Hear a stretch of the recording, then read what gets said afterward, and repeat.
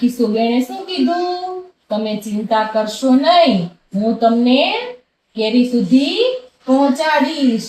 અને ખીસુબેન તો દોડીને ગયા અને એની બધી કોને બોલાવીને આવ્યા? એની બધી બેનપણીને બોલાવીને લાવ્યા. અને શું કીધું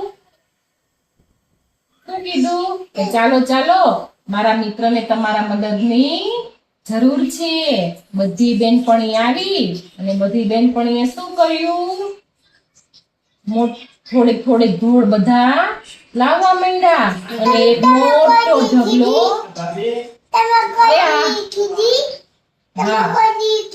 અને મોટો ઢગલો માટીનો બનાવી દીધો.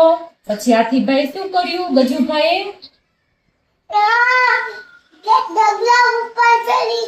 અને કેરી ખાવા માંડ્યા